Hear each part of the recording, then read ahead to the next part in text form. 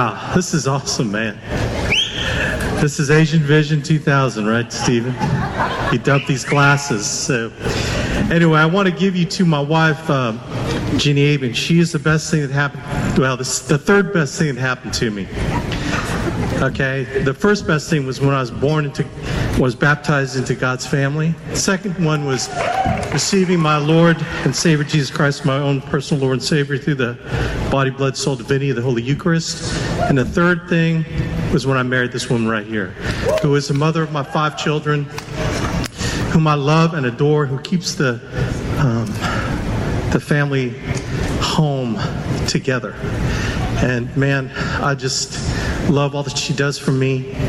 And I hope she didn't tell you all any terrible secrets of me this morning at the ladies' leadership. I hope not. But anyway, she's the love of my life, my bride, the woman I do everything for this business. She's the foundation of everything I do and why I do what I do. Here's my wife, Ginny Abuyuan.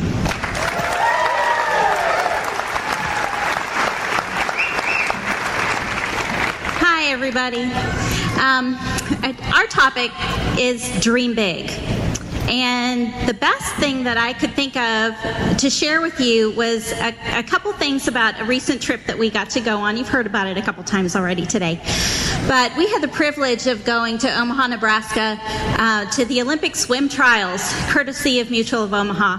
And now, our middle daughter, our 13-year-old daughter, Maddie, has been swimming competitively for the past 5 years.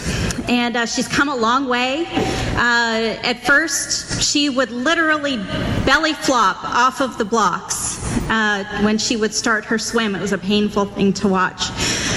But then a couple years later, she was swimming in the Ohio Junior Olympics. So she's really come a long way. She's a great girl. She's a wonderful swimmer. And I could not go on that trip and leave my daughter at home. So we decided that we were going to pay for her airfare, get her out to Omaha, Nebraska, and figure it out from there. Got an email from Mutual of Omaha back in May saying, we have an extra ticket for your daughter to come to the swim trials on Wednesday night. So we figured, okay, we got it all figured out. We've got her to swim trials. She'll get to see all those Olympic swimmers. Little did we know, though, that when we got to Omaha, Mutual of Omaha had planned to include her in everything. They had her own little goodie bag waiting for her. They gave her a USA Swimming sweatshirt, which barely left her body the whole time that we were there. And she was just absolutely in heaven, walking around with her swim trials t-shirt, getting autographs from all of the swimmers and all of the Olympians. And she was just having a great time.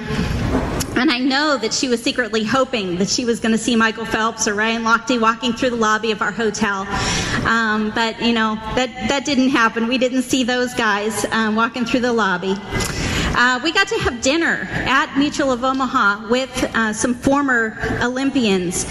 We got to sit at dinner with Ian Crocker, and she got to ask him questions.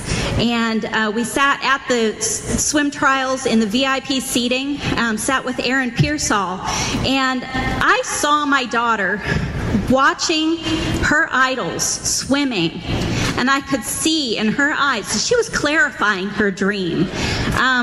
She was seeing in her mind what could be possible for her if she did the work, if she put in the work. Now, after that night, Wednesday night, when we got to go to the swim trials, I asked her, how cool was that on a scale of 1 to 10? And she just went, 100? She just was absolutely in heaven. So Brent Bench, if you're in the room, thank you so much for making that happen. How could Maddie ever have thought that she could chase those dreams of swimming in the Olympics if we never chased our dreams? And how could she ever think that she could achieve those goals and chase those dreams if she never saw her dad going out week after week helping families to achieve their dreams? Incidentally, On the last morning, she and I got in the elevator to go down to breakfast, and who was in the back of the elevator in the corner but Michael Phelps? So we rode down the elevator with Michael Phelps. She actually had her USA Swimming sweatshirt on, and her awesome mother had a Sharpie marker in her purse. So she has Michael Phelps scrawled across her shoulder. That was her big prize that she got to take home from the swim trials. So go out there and give that gift to your children and your families, and let them know that they can achieve their dreams because they see you achieving your dreams. Here's my husband, my winner, my conqueror, my warrior, the love of my life, Alex Abuyuan.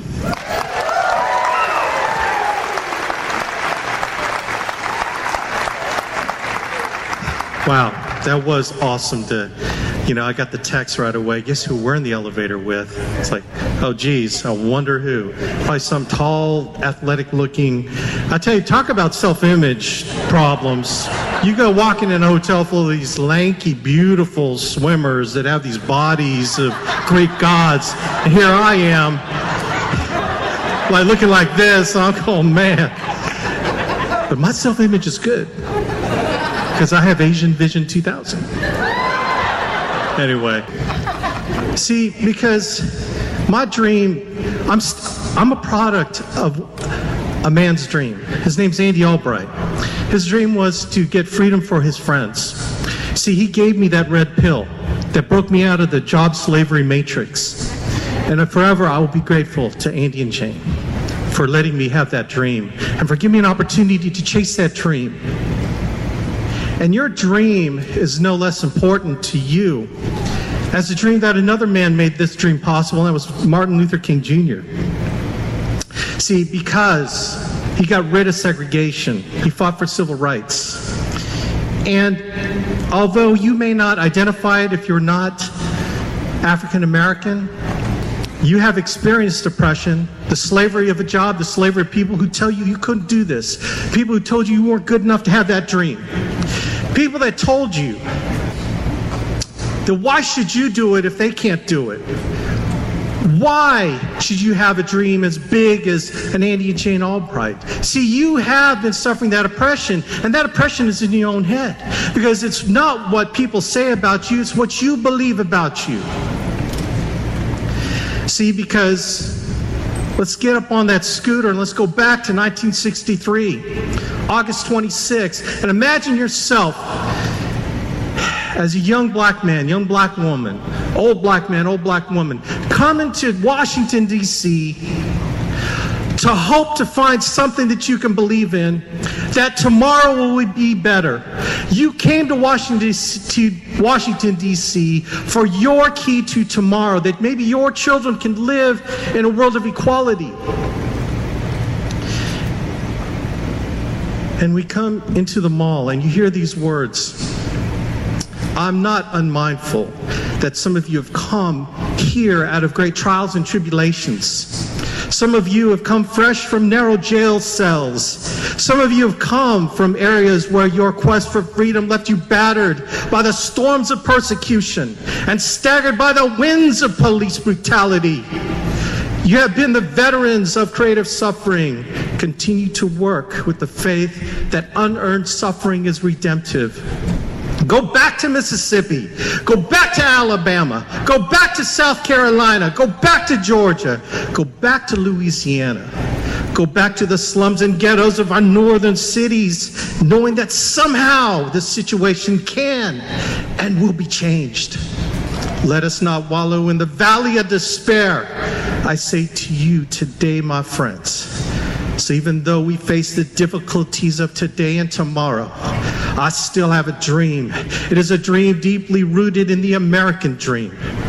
I have a dream that one day this nation will rise up and live out the true meaning of its creed. We hold these truths to be self-evident, that all men are created equal. I have a dream that one day on the red hills of Georgia, the sons of former slaves and the sons of former slave owners will be able to sit down together at the table of brotherhood.